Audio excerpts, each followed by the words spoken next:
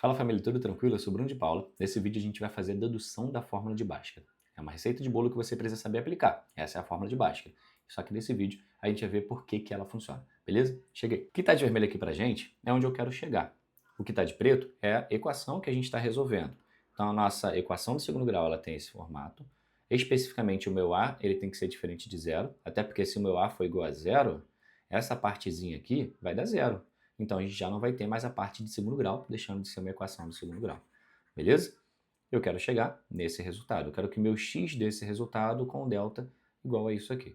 Tranquilo? Como é que a gente faz isso? Existe um método matemático para a gente fazer isso.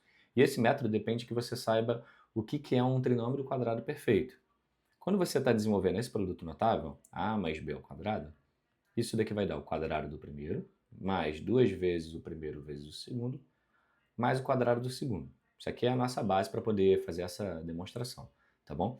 Então, quando eu tenho o contrário, quando eu tenho a ao quadrado mais 2 vezes a vezes b mais b ao quadrado, isso aqui eu consigo reescrever como a mais b ao quadrado. Bruno, por que isso daqui funciona? A gente só trocou de lados, né? E como é que eu faço isso na prática? Imagina que você tem x ao quadrado mais 14x mais 49. Isso daqui é exatamente o que está escrito acima, só que está disfarçado. Disfarçado de que forma? Aqui eu tenho o quadrado do x, aqui eu tenho 7 ao quadrado, e aqui no meio eu tenho 2 vezes o x vezes o 7. Vê se não coincide. 2 vezes 7, 14, 14 vezes x, 14x. Então eu posso reescrever esse trinômio como x, que é o meu primeiro termo, mais 7, que é o meu segundo termo, tudo isso elevado ao quadrado. Escrever isso é benéfico porque agora eu só tenho a letra x aparecendo uma vez na minha expressão. E eu consigo fazer umas manipulações, como por exemplo isolar o x, que é o que eu mais quero. O problema da equação do segundo grau é esse, né? Eu não consigo isolar o x nessa situação. Mas quando a gente faz isso, dá para isolar. Então esse é o meu objetivo. Só que se você reparar bem, eu consegui fatorar, porque foi o que eu fiz agora, tá? Eu consegui fatorar bem essa expressão porque eu só tinha x ao quadrado. Então a primeira coisa que eu vou fazer com a equação de cima é dividir todo mundo por a. Então eu vou pegar essa equaçãozinha e eu vou dividir todo mundo por a. Bruno, eu posso fazer isso? É uma igualdade? Eu posso, desde que eu faça dos dois lados da igualdade. Então eu vou dividir por a, vou dividir por a, vou dividir por a, vou dividir por a. Estou dividindo todo mundo por a. O primeiro lá, a dividido por a, vai cancelar. Lembrando, o a é diferente de zero, então eu posso dividir de boa. Se o a fosse igual a zero, isso não daria para ser feito, tá bom? Eu vou ficar então com x ao quadrado, mais, aqui no meio, b sobre ax, mais c sobre a, igual a zero dividido por a. Dá zero, perfeito, coisa linda.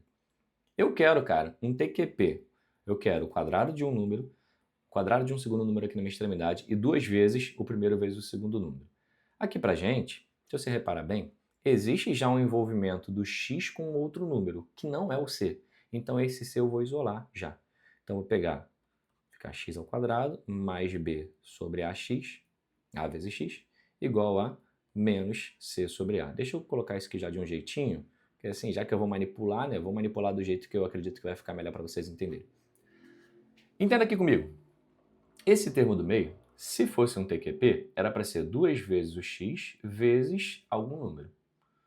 Esse número ele tem que ser escrito de uma forma que resulte nisso que está aqui em cima. Olha só o que eu vou fazer. O b sobre a é um ótimo candidato para a gente. Mas se eu colocar aqui ó, o b sobre a, 2 vezes x vezes b sobre a não dá o resultado de cima, você concorda comigo? Mas e se eu colocar b sobre 2a?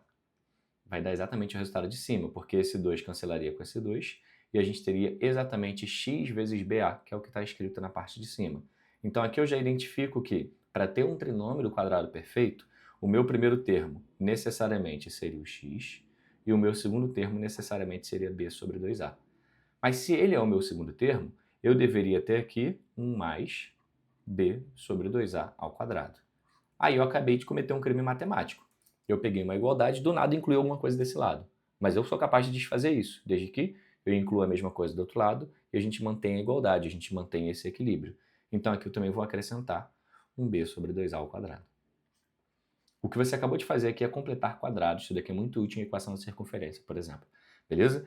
Eu peguei ali os dois primeiros termos que eu tenho, x ao quadrado e o b sobre ax, percebi quem seria o meu primeiro e segundo termo quando eu estou enxergando essa partezinha aqui do TQP. Enxerguei isso, então acrescentei o quadrado, que seria esse cara. Mas para manter a igualdade, eu fiz a mesma coisa dos dois lados. Tranquilo? Vamos lá. que a gente tem aqui agora? Se eu consigo escrever isso, agora eu vou conseguir fatorar. Para fatorar, só preciso saber quem é o primeiro e quem é o segundo termo. Eu já sei quem é o primeiro, x. Já sei quem é o segundo, é o b sobre 2a. Então, aquele TQP todo foi escrito desse jeito. Beleza? Eu fatorei o meu trinômio quadrado perfeito. Do lado direito, eu tenho b ao quadrado sobre o 2a ao quadrado, é o quadrado do 2 e o quadrado do a, menos c sobre a. Antes da gente fazer qualquer coisa, bora ajeitar esse ladinho direito aqui.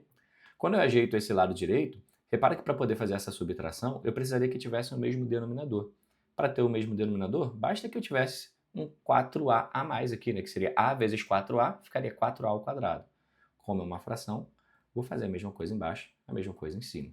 Isso daqui vai ficar para a gente igual a b ao quadrado, sobre 4a ao quadrado, menos c vezes 4a, é c4a, 4ca, pô, 4ac. Vou escrever de um jeitinho que já tá ligado, né? E aqui, ó, 4a ao quadrado. Mesmo denominador, posso escrever todo mundo sobre o mesmo denominador, então. 4a ao quadrado, e em cima ficou b ao quadrado menos 4ac. Já se ligou quem é esse cara, né? Aqui a gente já vai simplificar as nossas paradas. Isso aqui tudo, ó, eu vou escrever batizando de delta, meu discriminante. B ao quadrado menos 4ac. Aí quem assiste a aula de função de segundo grau, que foi uma live, na verdade, que a gente fez, está disponível no nosso canal, vou deixar aqui para você, a gente mostra lá o motivo dele ser chamado de discriminante. Tranquilo? Uma vez que eu tenho isso, eu vou reescrever toda a minha expressão aqui em cima.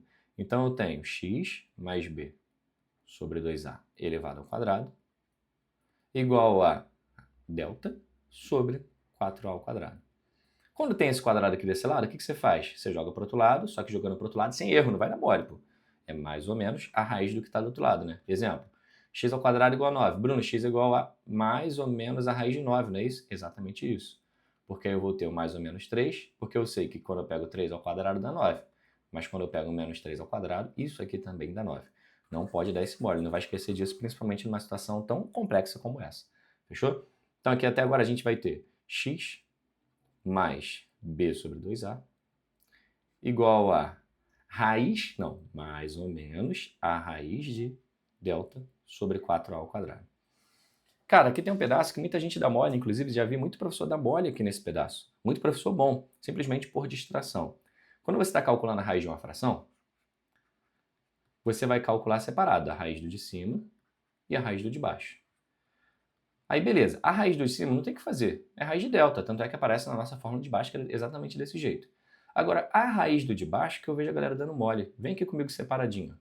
Raiz de 4a ao quadrado, produto de números positivos, ali são números positivos, o 4 e o a ao quadrado. Eu posso calcular a raiz separada. É a raiz do 4 e a raiz do a ao quadrado. Beleza. Qual é a raiz do 4? 2. E qual é a raiz do a ao quadrado? É a, Bruno. Pô, não é, cara. Não é. Sabe por que não é? Imagina comigo, ó, rascunhando, vou apagar depois o rascunho. Imagina comigo que eu esteja calculando aqui a raiz de 3 ao quadrado. Beleza, 3 ao quadrado dá 9, e a raiz de 9 vai dar 3. Desculpa se você ouviu um barulhinho que eu sem querer toquei aqui no microfone.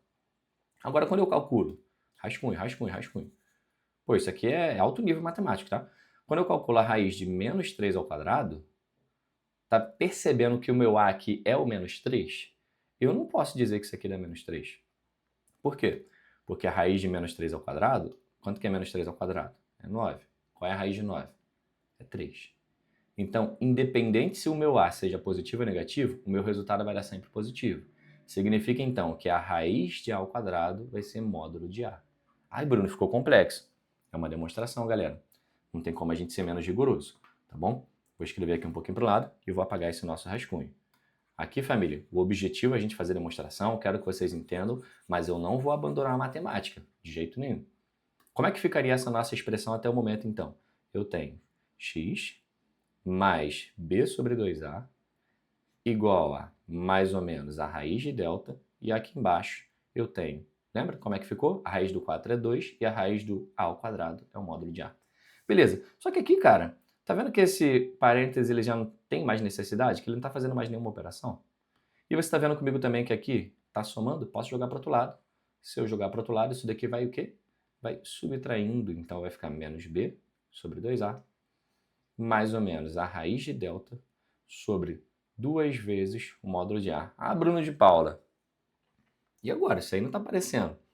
o que a gente conhece como fórmula de Bhaskara? Cara, não está aparecendo, mas assim, apesar de eu ver professores, livros didáticos também, errando essa parte, nessa situação não vai fazer diferença a gente botar o A ou o módulo do A. Por quê? Porque aqui eu teria que separar em dois casos. Primeiro caso, se o A for maior do que zero, eu já sei que o módulo do A vai dar o próprio A. E quando isso acontece, já está aqui, ó, x igual a menos b sobre 2a. Opa, botei um igual do nada, né? Que viagem.